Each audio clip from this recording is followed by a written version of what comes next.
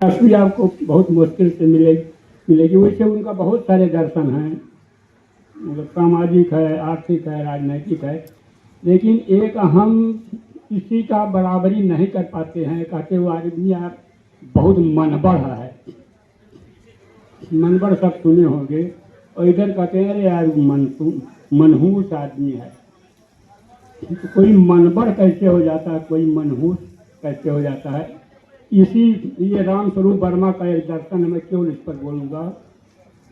तो इधर से देख रहे हैं आप, आदेश निर्देश उपदेश नहीं, मेरा आदेश है कि कम बोलिएगा। मुचार्जक संघ के संस्थापक राम स्वरूप वर्मा जी हैं, कुछ लोग इसमें जानते होंगे, उनको कुछ नहीं भी जानते हैं। सुल्तानपुर में पैदा हुए थे 1923 में, कुर्मी जात के थे, पढ़ने में बहुत अच्छे थे, और अपने समय में मतलब इंग्लिश पीरियड में जैसे आज आईएएस होता है तब होता था आईसीएस, इंडियन सिविल सर्विस।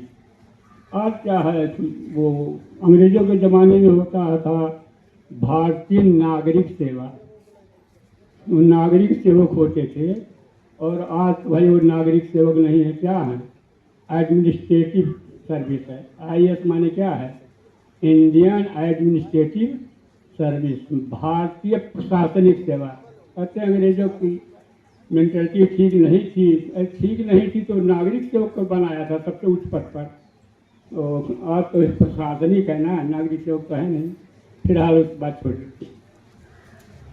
ये राम स्वरूप वर्मा जी आईसीएस पास कर लिए थे, उस पर जाना बहुत ठीक नहीं है। आप इधर आते हैं कि थोड़े बोलिएगा। तो चले गए राजनीति में। तो उस समय भाई कांग्रेस का जमाना था, तो कांग्रेस में तो एपियर होना आसान नहीं था उस समय। ये चले गए संयुक्त सोशलिस्ट पार्टी में, 1952 में इलेक्शन लड़े, हार गए थे, लेकिन 57 से ये हमेशा जीतते रहे जब तक इलेक्शन लड़े। तो उस समय संयुक्त संसोपा लिखा जाता था थोड़े में। संसोपा के सुपरमैन थे डॉक्टर राम मनोहर लोहिया। लोहिया जी साधारण आदमी नहीं थे, इसलिए डॉक्टर कहा जाता है। 1932 में पेरिस यूनिवर्सिटी से पीएचडी थे, तो पार्टी के हेड ऑफ द इंस्टीट्यूशन थे। तो एक बात पर वर्मा जी का, मैंने राम स्वरूप वर्मा का और लोहिया जी का मतभेद होता था। वो कहते थे कि यार ये संसोपा एक गप्पों की पार्टी है, ये लोग गप मारते हैं, इनकी कुछ निश्चित दर्शन नहीं है, फिलॉसफी नहीं है। तो राम मनोहर लोहिया ने कहा कि अरे वर्मा जी यार क्या बोल रहे हो, तो मेरी पार्टी गप्पों की पार्टी है, गप मारती है क्या? कहा हाँ गप मारती है, आप भी गप मारते हो। तो चैलेंज की बात हो गई, आप पार्टी के हेड को कह दो आप भी गप मारती हो। उन्होंने कहा चलिए बहस होगा। कहा ठीक है, मैं बहस के लिए तैयार हूँ। फिलहाल इनका बहस लंबा चौड़ा चला था। वैसे मैंने जहाँ से पढ़ा था तो 3 दिन 3 रात चला था, लेकिन अंत में राम मनोहर लोहिया ने कहा कि मेरी और आपकी ये जो बहस चल रही है कभी समाप्त भी होगी कि क्या अनावरत चलती रहेगी? उन्होंने कहा कि नहीं समाप्त होना चाहिए। कहा किस पर समाप्त होगा? तो वर्मा जी ने कहा आप सिद्ध कर दो कि मनुष्य एक सामाजिक प्राणी है, इसको आप सिद्ध कर दो, मैं मान लेता हूँ आपकी बात।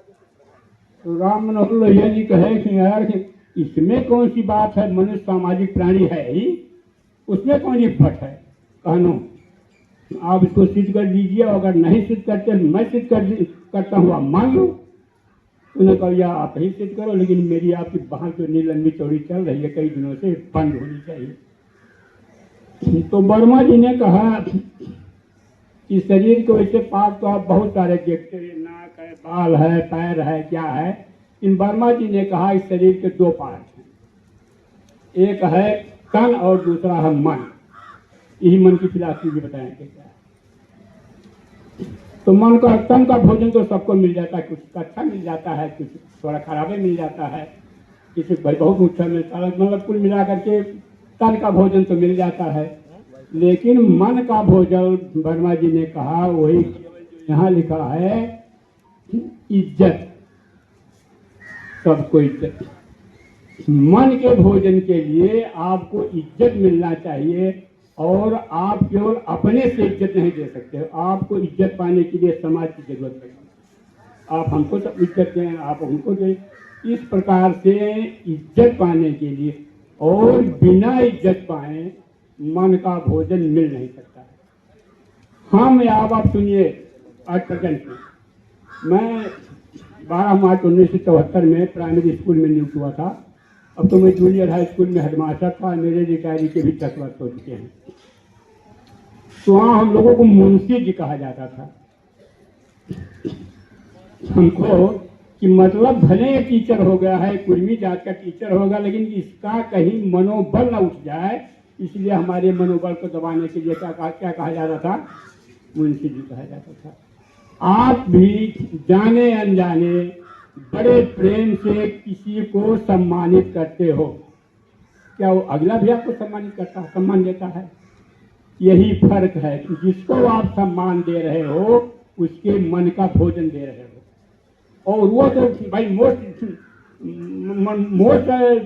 इसका ब्रिलियंट स्कॉलर है, मतलब वो बहुत चेतना युक्त प्राणी है। मेरा कहने का मतलब मोस्ट ब्रिलियंट स्कॉलर से मतलब वो बहुत चेतना युक्त प्राणी है। वो तो जानता है कि यार इससे अगर मन का भोजन दे दोगे तो ये तो छलांग मार जाएगा, ये तो सुपरमैन बन जाएगा, क्योंकि इसकी मेजाजी भी बड़ी है। इसलिए कभी भी वो आपको सम्मान नहीं देता है। जिसको सम्मान नहीं मिलता है वो मनहूस होता है, और जिसको सम्मान मिलता है वह मनबड़ होता है। मनबड़ और वो जन्मजात बच्चा नहीं होता कि माँ के पेट से निकला वो मनहूस हो गया, अगला माँ के पेट से निकला तो मनबड़ हो गया है। ये इसी समाज की देन है। और कुछ समझ देगा? अरे और कुछ कह रहा है हमारे बात देखा भैया। वैसे आमतौर से जूनियर हाई स्कूल में हेडमास्टर थे, खड़े होकर के पढ़ाते थे। यहाँ तो हम घंटों बोल सकते हैं, ऐसी कोई बात नहीं है। और दूसरी बात है,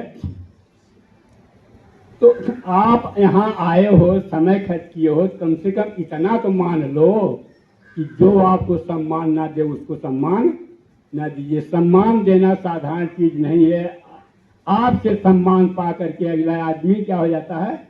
मनबड़ हो जाता है, और आपको सम्मान तो कतई नहीं देगा, नहीं मिलता हो। बता दीजिएगा, किसी की उसकी बहुत मजबूरी हो, वही मजबूरी में जगह कहा हो डॉक्टर साहब, कहा हो वकील साहब, ये अलग बात है। लेकिन आमतौर पर वो सम्मान नहीं देते हैं। उनको मालूम है कि मैं जब सम्मान दे दूंगा तो ये क्या हो जाएंगे, इनका मनोबल ऊंचा हो जाएगा, ये भी मनोबल हो जाएंगे। यह है अर्जक का तन और मन की फिलॉसफी है। दूसरा, जैसे मैं मंदिर नहीं जाता हूँ, मेरी कोई आस्था मंदिर या मस्जिद में नहीं, बहुत जल्दी खत्म कर रहा हूँ, ज़्यादा समय नहीं है। वैसे कबीर का नाम सब लोगों ने सुना होगा, पढ़े भी होंगे, सिलेबस में भी है। तो कबीर के लिए आप हम तो यही जानते हैं कि स्पिनिंग बिबिनिंग मैंने कपड़ा वपड़ा बुनते थे, यही तक की है कि उनकी शिक्षा भी नहीं थी। तो उनको किसी ने कहा कि मेरे कबीर जी, मेहनत तो आप बहुत करते हो, कपड़ा बुनते हो, सूट काटते हो, लेकिन आपको अर्निंग मैंने कमाई कम होती है, तो आप बकरी पाल लो। तो कहा बकरी पालने का? हाँ बकरी पाल लो। तो कहा ठीक है।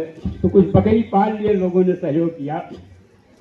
तो जिस गांव में कबीर जी रहते थे वो बहुत बड़ा गांव था, और गांव के पश्चिम तरफ एक बहुत मुसलमानों का क्या होता मस्जिद था, और हमारे लोगों का बहुत पूरब में मंदिर था। तो मंदिर में महंत जी रहते थे, और मस्जिद में मुल्ला जी या उनके जो धर्म गुरु होते हैं। इनकी बकरियां चली जाती थी, कभी मंदिर में चली जाती थी, कभी मस्जिद में चली जाती थी। तो पंडित जी को भी परेशानी होती थी, और जो मौलवी साहब थे उनको भी परेशानी होती थी। कहते यार किसकी बकरी है? तो पता लगता था कबीर की है। तो पंडित जी के कहते थे यार किसकी बकरी चली आई है, पता लगा। तो दोनों, संजोग की बात मानिए कि दोनों एक ही समय में पश्चिम से चल गए मौलवी साहब, और पूरब से पंडित जी आए, कहे चलो आज कबीर से निपट लिया जाए। ये बकरी छोड़ देता है और आपके मंदिर में भी जाती हो। कहे पंडित मौलवी साहब, कहे कहाँ? मेरी मस्जिद में भी चली जाती हैं। कहो चलो आ जाओ। दोनों लोग निकले पूरब पश्चिम से, तो गांव वाले भी चले गए भाई कैसी बात है, पंडित जी भी जा रहे हैं, उधर से मौलवी साहब जा रहे हैं, कहाँ जा रहे हैं, तो पीछे गांव वाले भी बोलिए। कबीर साहब स्वभावतः मतलब कह लीजिए बहुत सभ्य थे, सुशील थे, सहनशीलता थी। तो उन्होंने आए लोग अदब विहार से अपना अभिवादन किए, कहा कैसे आप लोगों का आगमन हुआ, आप आए, धन्य हुआ मैं। तो पंडित जी पहले बोल दिए, अरे कबीर जानते नहीं हो, तुम्हारी जो बकरियाँ राखे हो ना, ये मंदिर में मेरे घुस जाती हैं। तब तक मौलवी साहब कहीं चुप रहे भाई, वो भी गए थे। कहे कबीर सुनो, कि जो तुम्हारी बकरियाँ मेरी मस्जिद में भी चली जाती हैं। तब तक गांव वाले भी तमाम लोग इकट्ठा हो गए थे। कबीर ने बहुत शालीनता से कहा, वहाँ बकरियाँ तो थी नहीं, गांव वाले थे ना, उन्होंने कहा ये जानवर हैं जो मंदिर और मस्जिद में चले जाते हैं, बताइए मैं कभी गया? अब पंडित जी भी हर तरफ किया, गया कभी नहीं है। और मौलवी साहब से बेचारा हो गया, ये अदब लंगूर बेचारा खड़ा रहा, हक्का बक्का, एकदम परेशान हो गए। और यहाँ मौलवी साहब कहे बताइए भाई, आप बताइए पंडित जी, ये जानवर हैं, जैसे बकरियों के लिए हो सकता है संबोधन, लेकिन वहाँ बकरियाँ थोड़े थे तो गांव के लोग। उन्होंने कहा कि ये जानवर हैं जो मंदिर और मस्जिद में चले जाते हैं, बताइए मैं कभी गया? तो कबीर की वाणी में अगर हम कहें तो मंदिर और मस्जिद में कौन लोग जाते हैं? बस आप जान लीजिए। इन्हीं शब्दों के साथ मैं अपनी वाणी को विराम देता हूँ। जय अजग, जय सन्त।